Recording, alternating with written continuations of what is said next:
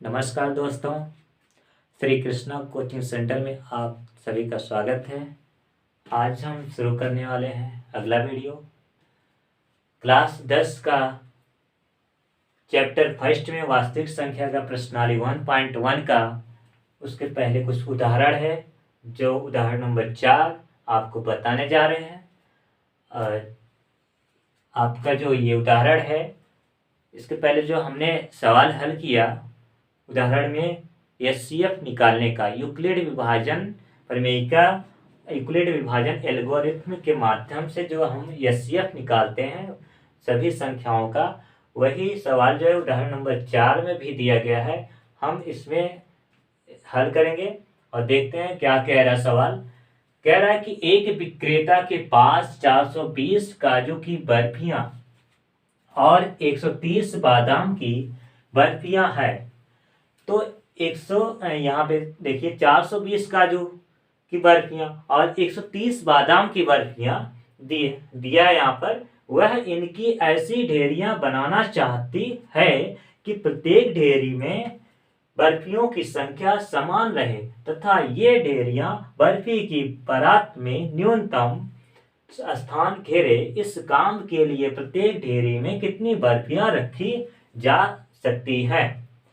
तो दोस्तों हमें क्या समझ में आ रहा है इसमें कि इसमें कह रहा है कि 420 काजू की बर्फियां और 130 बादाम की बर्फी, मतलब जो कह रहा है कि उसकी ढेरियां बनाना चाहती है। ढेरियां मतलब आप समझ सकते हो, जैसे एक परात है और उस परात में क्या है, कुछ ऐसी वस्तुएं होती हैं जो सजा कर रखी रहती हैं। तो लाइन से आप देखते होंगे पंक्ति में, ऐसे एक पंक्ति में रखे रहती हैं। तो हमें ऐसा लगता है, तो उसमें क्या है कि एक लाइन में कितने, देखिए एक पंक्ति हो गया 1 2 3, ये 1 2 3, ये है ना, बराबर है, सब सब आपस में क्या है, बराबर है। तो कहने का मतलब सिंपल सा आप समझिए कि यदि हम किसी शादी विवाह या समारोह में जाते हैं तो वहां पर मिठाइयाँ बढ़ती हैं। तो जो परात में मिठाइयाँ बांटते हैं, सजा कर रखे रहते हैं या फिर कोई बांटता है, तो वहां पर देखेंगे वो लाइन में रखा रहता है, पंक्तियों में रखा रहता है। उसी को हम ढेरियां कहते हैं, मतलब बराबर संख्या में रखा रहे। तो समझ में आया ये ढेरिया क्या होता है। तो आगे पढ़ते हैं कि प्रत्येक डेयरी में बर्फियों की संख्या समान रहे। कह रहे हैं कि प्रत्येक डेयरी में, मतलब ये इस डेयरी में, मतलब ये 3 है, यहाँ भी 3, यहाँ भी 3, यहाँ भी 3, ये ऐसे बराबर रहना चाहिए तथा ये डेयरिया बर्फी की परात में न्यूनतम स्थान और कम से कम स्थान घेरे। इस काम के लिए प्रत्येक डेयरी में कितनी बर्फियां रखी जा सकती हैं, तो वही निकालना है। तो जो ये शब्द दिया स्थान घेरे, न्यूनतम स्थान घेरे, न्यूनतम स्थान घेरे मतलब ये कह रहा है कि एचसीएफ निकालिए। तो एचसीएफ निकालने के लिए हमने इसके पहले बताया था। तो यहां पर क्या करेंगे एचसीएफ निकालने के लिए, तो 420 एक संख्या दिया है, 420 क्या दिया है, काजू की बर्फियां। काजू की बर्फियों की संख्या कितनी है, 420 है। और 130 दिया है आपका बादाम की बर्फियां, बादाम की बर्फियां। अब इसे जो है एचसीएफ निकाल लेते हैं। तो एचसीएफ निकालने के लिए हम क्या करेंगे, यूक्लिड विभाजन एल्गोरिथ्म के माध्यम से विधि से क्या करेंगे, हल करेंगे। तो इसमें देखिए छोटी बड़ी संख्या है, 130 क्या है, छोटी है 420 से, तो हम क्या करेंगे 130 से भाग देंगे 420 में।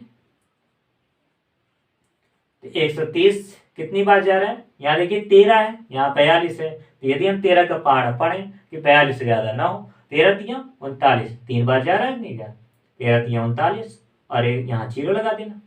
अब घटा देंगे 0, ये यहाँ 2, एक उधार लेंगे 12, 12 में से 9 गए, कितना 3, और यहाँ बचा कितना 1, सॉरी यहाँ 3 और 3 में से 0, तो यहाँ 0 आएगा, तो यहाँ नहीं लिखते हैं, आगे पढ़।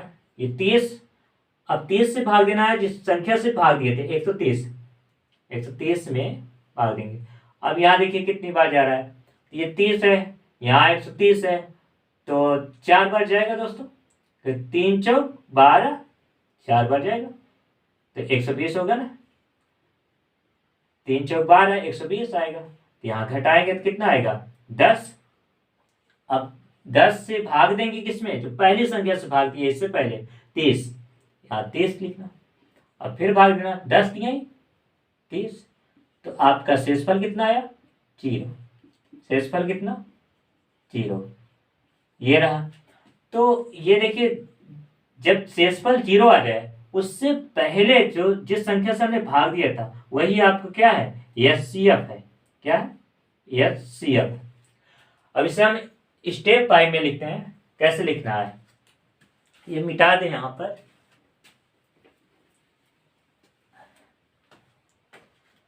स्टेप बाय में लिखेंगे, पहले क्या है, जैसे हमने बताया था कि a बराबर बी क्यू प्लस आर, इसी पर रखना है। a का मान कितना है 420 बराबर b का मान जिससे भाग दिए थे 130 गुणे 3 प्लस शेषफल कितना आया 30, ये हो गया।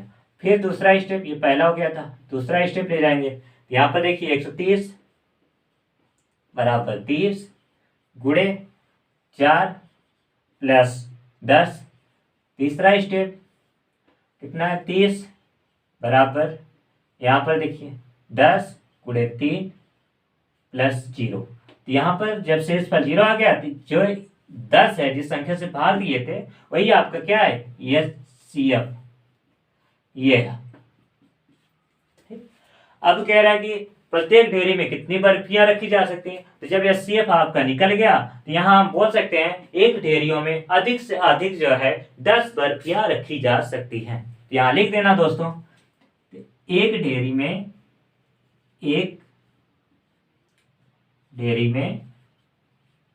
अधिक से अधिक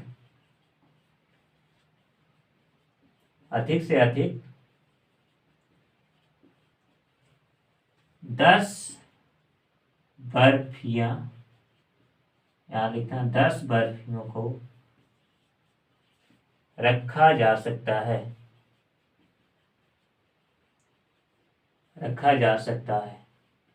ये रहा आपका सवाल। तो इस तरह से आपका ये हल है। ओनली 1.1 का प्रश्न नंबर 3 है आपका।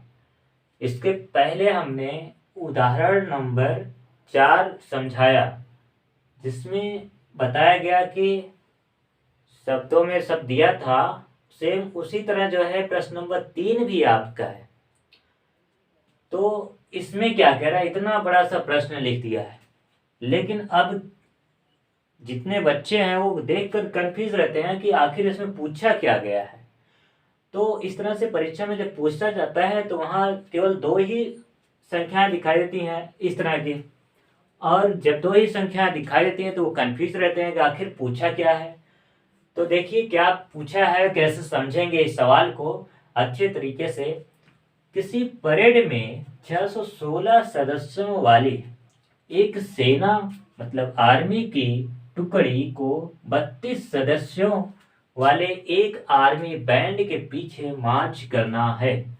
तो कह रहा है कि ये सवाल कह रहा है कि एक परेड है, उस परेड में 616 सदस्य हैं, मतलब 616 जो है आर्मी के जवान हैं, जो मतलब एक सेना है उसमें 616 जो है सदस्य हैं, उसमें उस सेना में से एक टुकड़ी निकाल देते हैं, मतलब 616 में से एक टुकड़ी निकाल देते हैं। उस टुकड़ी के में कितनी संख्या है 32 है, मतलब उस टुकड़ी में 32 आर्मी के जवान हैं, मतलब 32 सदस्य हैं, और 32 सदस्यों को आर्मी बैंड के पीछे मार्च करना है। मतलब आप समझ सकते हैं कि आपने देखा होगा कभी इस तरह के, जब हमारे देश की सेना जो है कहीं मार्च करते हैं, आप 26 जनवरी या 15 अगस्त के दिन इस अवसर पर टीवी पर या फिर कहीं वास्तव में जहां होता है वहां देखे होंगे। तो इस तरह से मार्च जब करते हैं परेड ग्राउंड में, तो वहां पर ये बताया गया है कि बैंड के पीछे मार्च करना है। तो दोनों समूहों को समान संख्या वाले, तो कह रहे हैं कि दोनों समूह जो है, जो बैंड के पीछे जो एक टुकड़ी जा रही है 32, उनके समान संख्या वाले स्तंभों में मार्च करना है। मतलब जो संख्या बनाई जा रही है उसका एक समूह भी है, उस समूह को जो है बराबर भागों में बांटकर मार्च कराना है। तो उन स्तंभों की अधिकतम संख्या क्या होगी, मतलब जो स्तंभ होते हैं, मतलब इस तरह के, ऐसे ऐसे, तो इस लाइन में ऐसे खड़े रहेंगे, मान लेते हैं ऐसे ऐसे खड़े रहेंगे, ठीक। तो ये खड़े करने का जो ऐसे स्तंभ है, खड़े रहेंगे। अब आगे जो है क्या है, बैंड ऐसे जाता रहेगा, मतलब आगे की दिशा पे, मतलब जाता रहेंगे, मतलब ये जब जाएंगे तो ये ऐसे लाइन में स्तंभ ऐसे ऐसे खड़े रहेंगे, जितने भी आर्मी के सेना है, ठीक, मतलब सॉरी, मतलब जो आर्मी के जवान हैं। तो निकालने के लिए हम कौन सा तरीका अपनाएंगे, तो यहाँ समझ जाना है कि आप एक शब्द देख रहे होंगे, अधिकतम संख्या। जब अधिकतम संख्या का शब्द आए या फिर न्यूनतम संख्या कम से कम, ठीक, तो समझ जाना कि हमें HCF के माध्यम से निकाल कर हम बता सकते हैं कि वो जो है अधिकतम संख्या में उन स्तंभ में कितने जवान जो है मार्च कर सकते हैं। यहाँ पर हल करते हैं हम। 616 दिया है, कितना, 616 संख्या दी है, एक संख्या दिया है 32, ठीक, कितना दिया है 32। अब क्या करना है, ये 32 सदस्यों की एक टुकड़ी है और ये 616 वाले सदस्य हैं और एक परेड में है, ठीक, इनको जो है अलग अलग टुकड़ी में मार्च करना है। अब हल करेंगे तो जैसे हमने बताया था पिछला उदाहरण नंबर 4, उसी तरह ये भी है आपका, जैसे उदाहरण नंबर 4 को हल किए सेम उसी तरह इसको भी हल करना है। तो हल करते हैं। 616 में हम क्या करेंगे, भाग देंगे, कौन सी विधि से, यूक्लिड विभाजन एल्गोरिथम विधि से। तो यहाँ पर 616 से भाग देंगे तो 32 से। तो यहाँ देखते हैं 32 का यदि हम भाग दें, यहाँ दो संख्या लेते हैं 61, तो 61 हमारा कम है, दो, यहाँ दो बार ले जाने, अगर हम 32 को दो बार ले जा रहे हैं, 32 में 64 हो रहा है, तो ये कम पड़ा है, तो तीन संख्या कम है तो हम एक ही बार ले जाएंगे, 32 से करना 32, ठीक।